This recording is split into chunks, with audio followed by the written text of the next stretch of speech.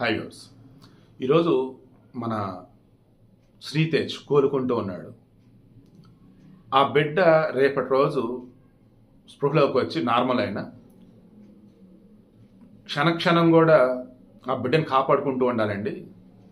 ఎందుకంటే బ్రెయిన్కి ఆక్సిజన్ అందక ఇన్ని రోజుల పాటు ఉన్నాడు వెంటిలేటర్ మీద. ఇప్పుడు వెంటిలేటర్ చేశారు, ఆక్సిజన్ తీశారు, బ్రతుకుతున్నాడు, ఆక్సిజన్ తీసుకున్నాడు అన్నా కానీ రేపటి రోజు ఆ బిడ్డ పరిస్థితి కష్టమేనని చాలామంది చెప్తున్నారు.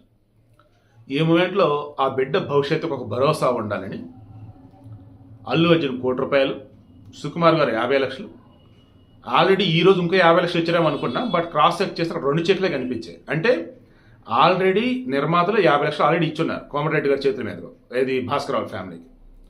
సో ఆ 50 లక్షలు ఇప్పుడు వచ్చేసి 1 కోటి, ఈ 50 లక్షలు అంటే మొత్తం 2 కోట్లు. ఆల్రెడీ అల్లు అర్జున్ నుంచి 5 లక్షలు 5 లక్షలు 2 డీడీలు వచ్చినాయి అన్నారు. అది అంటే 2,10,00,000 చొప్పున సినీ ఇండస్ట్రీ నుంచి వచ్చింది. కోమటిరెడ్డి వెంకటరెడ్డి గారు వాళ్ళ కొడుకు ప్రతీక్ ఫౌండేషన్ తరఫున 25 లక్షలు ఆల్రెడీ ఇచ్చారు. 2,35,00,000 కనిపిస్తుంది. అండ్ సుకుమార్ గారి వైఫ్ ఆమె ఒక 5 లక్షలు ఇచ్చారన్నారు. సో 2,30,00,000. ఇప్పుడు డబ్బులు లెక్క కడతామంటే కరెక్ట్ కాదని మీకు అనిపించి ఉండొచ్చు. నేను కూడా డబ్బులు లెక్క కడతలా.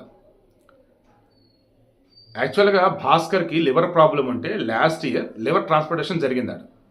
ఎవరు? రేవత్ గారు ఆమె లివర్ ఇచ్చి ఆయన కాపాడుకుంది. అంటే తన భర్తని ఆరోగ్యపరంగా అన్నప్పుడు ఆరోగ్య జీవితం అన్నట్టు తన భార్య ఇచ్చింది. ఆ రోజు ఒక జీవితాన్ని ప్రసాదించింది, ఇచ్చింది. ఈరోజు ఆర్థికపరమైన జీవితాన్ని మరలా ఇచ్చింది. ఆమె చనిపోయింది, కానీ ఆమె చనిపోతూ కూడా తన కుటుంబానికి ఇంకా నేను పాజిటివ్ ఎలా తీసుకోవాలో నాకు తెలియదు, పాజిటివ్ కూడా నేను చెప్పలేను. కానీ బ్రతుకున్నప్పుడు భాస్కర్కి ఆరోగ్య జీవితాన్ని అందించిన తన లివర్ ఇచ్చి, మరణించిన తర్వాత ఇప్పుడు ఆర్థికపరమైన జీవితాన్ని ఇచ్చింది ఆమెకి, ఆయనకి మరల. ఆ కుటుంబానికి కూడా చనిపోయి కూడా కుటుంబానికి అండగానే ఉందండి పాపం.